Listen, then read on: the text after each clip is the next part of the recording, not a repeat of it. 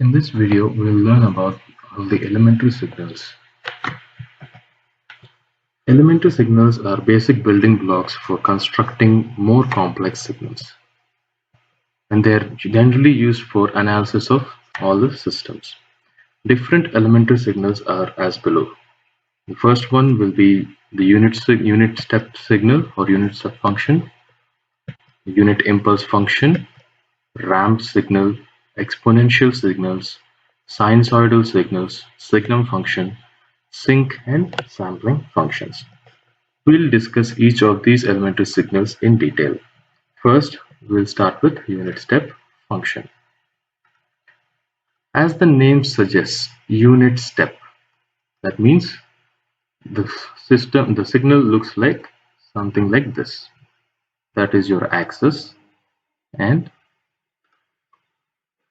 unit step function, it looks something like this. This is the origin, and the value is 1. Unit step signal is defined as u of t. U of t. So if you look at it, the unit step signal is 0 for all values of t less than 0, and at 0 it looks like a step. It looks like a step.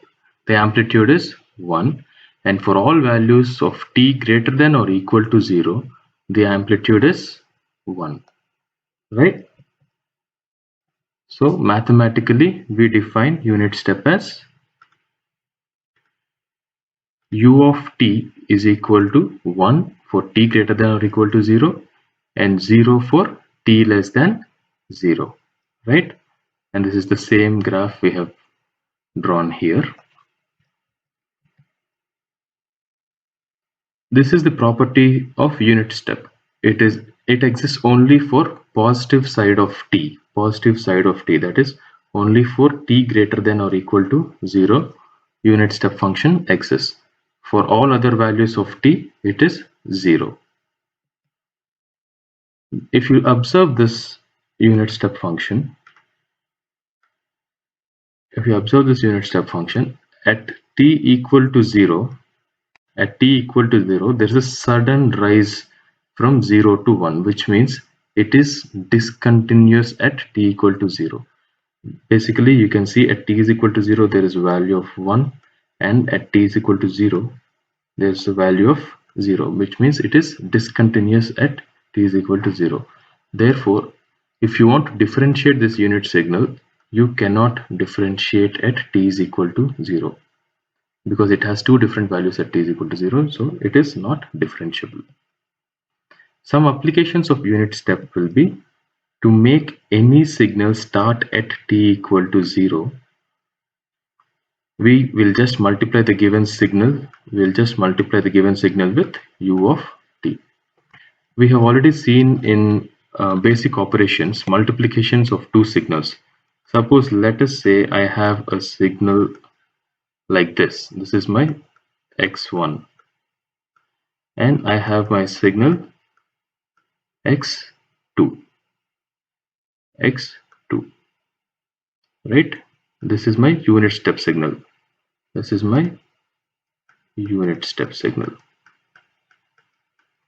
So if I want to multiply these two signals, what should I do? For every instant of time here, I'll just multiply the amplitudes of these two signals for every instant of time. This is the origin and this is the origin. So if I look at the product, how will it look like?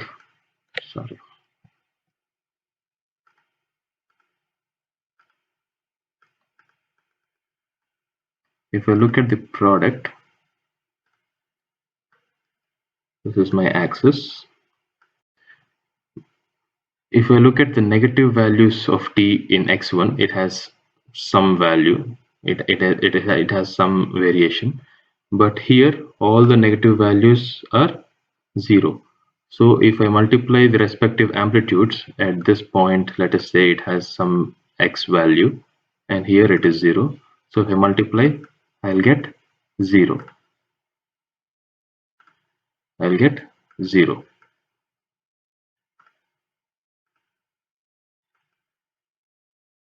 Similarly, for all the values of t less than 0, I'll be multiplying these values with zeros. Then from here at t is equal to 0 and t greater than or equal to 0, I have some value here, some variation in the signal here, and here the value is 1. So any value when multiplied by 1 is the same value, same value, right? So the original signal has been converted into this product. So the original signal is starting at some negative value, let us say -5, some negative time. To convert this to make this to start at t is equal to 0, to make that to start at t equal to 0, we are just multiplying the given signal with unit step. That is the application of unit step. To convert any signal to start at t is equal to 0, or to eliminate the negative side of any signal, negative axis of t. For any negative values of t, if you want to eliminate that signal, you can just multiply it with unit signal. So unit step function, when you multiply a signal with unit step function, what will you get? You will get a causal signal. You will get a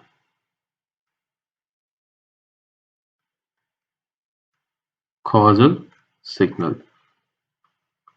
This is a causal signal, right? What is the definition of causal signal? Causal signal, any signal is said to be causal if it only starts at, or if it is only defined for values of t greater than 0. If a signal is defined such that it exists only for values of t greater than 0, it is called a causal signal. So to make any given signal into a causal signal, we'll multiply with unit step. Now, unit step, we know the function we know how the unit step is defined. U of t is equal to 1 for t greater than or equal to 0. U of t is 0 for t less than 0. Now, if you want to find the delayed unit step function, that means I want to delay my unit step function, u of t minus t naught, which means I am delaying my unit step function by t naught units. So how do I obtain this mathematical representation? In place of t, I'll replace t minus t naught. So u of t minus t naught is equal to 1 for t minus t naught, greater than or equal to 0, 0 for t minus t naught less than 0. Now if I simplify the inequality here, I'll take t naught to the other side. It becomes t greater than or equal to t naught and 0 for t less than t naught. So my original unit step function will be looking something like this, right?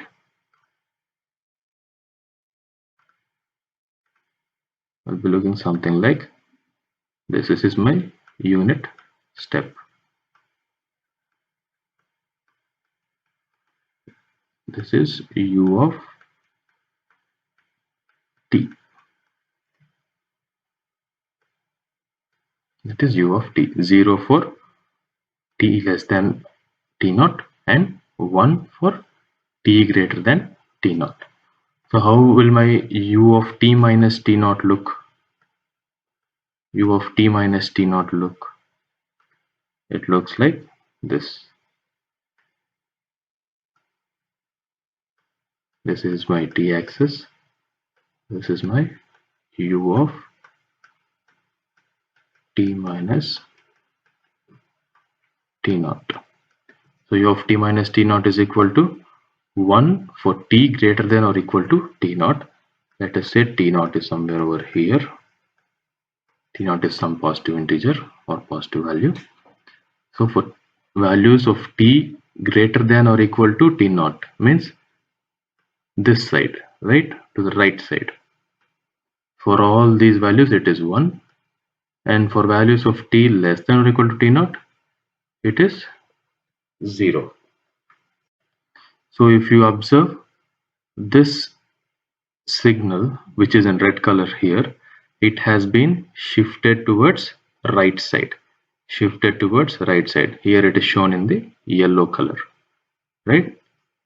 So the negative sign implies right shift. We have already seen this. The negative sign implies right shift, right? This is the delayed unit step function.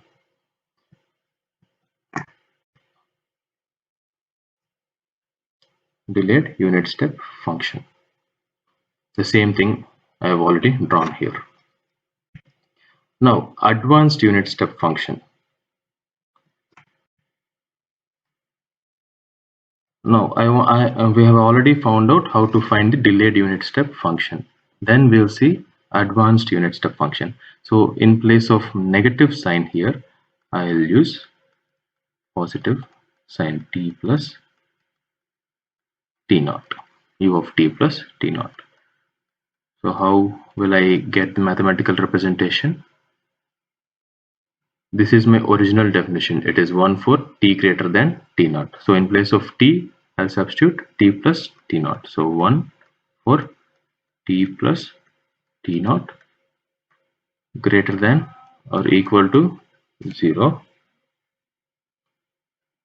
0 for the same t plus t naught less than 0. So simplifying this thing, let me erase the other stuff.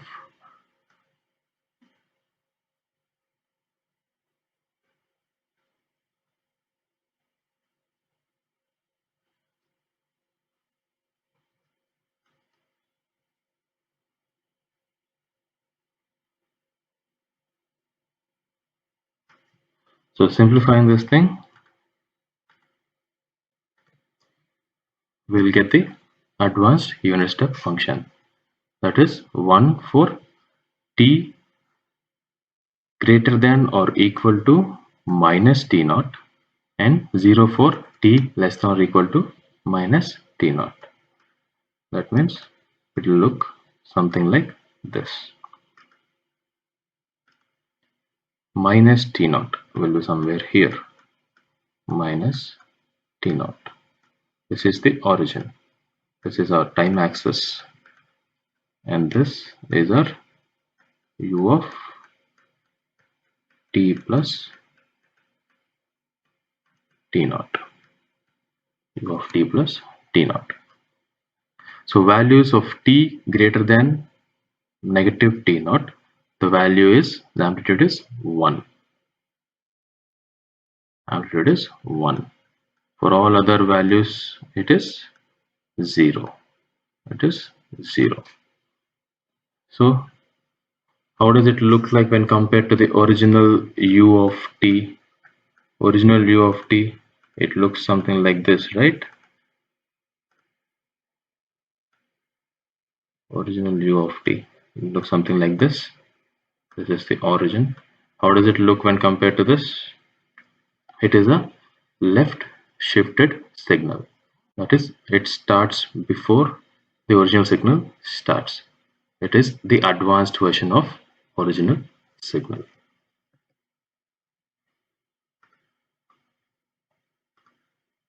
Now, this is so far we have seen the continuous unit step function.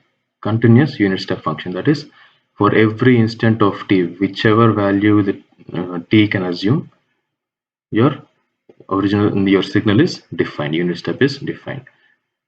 Now, when you come to the discrete version of the unit step function, we'll define it with u of n. Continuous time function was defined with u of t. Discrete time function is defined as u of n. Now, u of n is defined as 1 for n greater than or equal to 0, 0 for n less than 0. That is the mathematical representation of discrete time unit step function. Graphically, this is how we represent. We take the time axis x of n, and this is the amplitude axis u of n. Amplitude axis u of n. So this is how we'll draw. This is my amplitude axis. This is my time axis. Time here is represented by n because we are talking about discrete signals, and the amplitude is u square brackets of n. So for all values of n greater than or equal to 0, we have the value of u of n as 1. So n is equal to 0, the value of u of n is 1. So we represent it by a dot 1. For n is equal to 1, the value is again 1. Again by a dot. For n is equal to 2, again value is 1. For values less than 0, the amplitude is 0. Okay. In between 0 and 1, it is undefined. We do not know what value exists there. U of n only exists for n is equal to 0, 1, 2, and so on. In between these, it does not exist. So this is how we represent u of n, the discrete time unit step function, graphically. The same thing discrete time unit step function can be delayed or advanced. Similarly, we'll find the delayed u of n similar to how we found out the delayed unit step, and advanced unit u of n also we'll find similar to advanced unit step. Same steps. The mathematical representation will keep changing, and the graphical representation also changes. So delayed u of n is given by u of n minus n naught for n is given by u of n minus n naught, and it is equal to 1 for n greater than or equal to n naught, 0 for n less than or equal to n naught. The graphical representation will be like this. So let us say n naught has some value of 1. So for values of n greater than or equal to 1, we'll have u of n minus n naught as 1, and for values n less than 1, means for 0, for minus 1, for minus 2, the values are zeros, right? This is u of n minus 1, u of n minus 1. So let us try and find the graphical representation of u of t minus 3 minus u of t minus 6. Graphical representation. And we'll do both graphical as well as mathematical representation. First, let us see a mathematical representation. How can we define u of t minus 3? It is defined as 1 for all value for t minus 3 greater than or equal to 0, 0 for t minus 3 less than 0. So let us simplify this thing. If you simplify this thing, what will happen? It will be 1 for t greater than or equal to 3, 0 for t less than 3. Similarly, u of t minus 6. What will the value be? It will be 1 for t greater than or equal to 6, 0 for t less than or equal to 6. So let us just draw the graphical representation for these things. The first signal will be something like, okay, I will take a different color. So this is my origin, my time axis,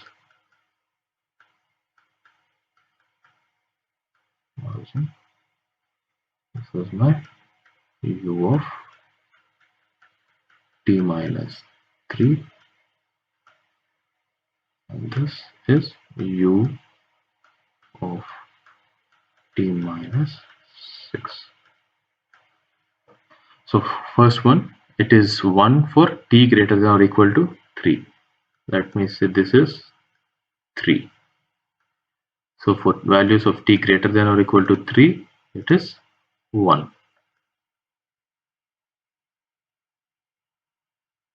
Right? And for values t less than 3, it is 0. Similarly, the second graph will be like this. This is 3 and this is 6. It is defined as 1 for t greater than or equal to 6 and 0 for all other values. Right? So what we have to do here, we have to find the difference between these two. That is u of t minus 3 minus u of t minus 6. Let us do the graphical representation for that as well. So I'll take my x-axis and y-axis, and this is this whole thing, right? And this is my time axis t, and this is 3, this is 6. So here I have 6. I'll just subtract these values from this corresponding to the time axis. So at 6 I have 1. Here also for values greater than 6 I have 1. So 1 minus 1 will be 0, right? So for values greater than or equal to 6, what is my value here? What is my amplitude here? Here it is 1, here it is 1. So 1 minus 1 becomes 0. 0 all along here.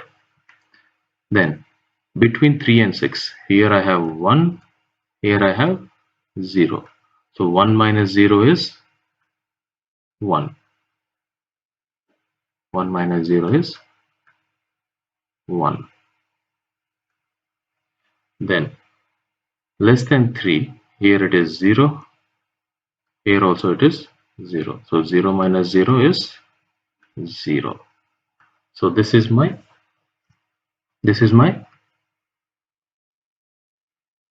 required signal. So how can I write this mathematically? Mathematically I can write it as, it is 1 for t in between 3 and 6, that is 3 less than or equal to t less than or equal to 6, it is 1, 0, otherwise all other values of t otherwise. So this is my u of t minus 3 minus u of t minus 6. This is how we'll sketch the required signal. We'll find the mathematical representations. From that we can draw the graphical representations, and we'll subtract or add based on the given question. We'll subtract or add, and then write the mathematical expression finally. So this is about the unit step function.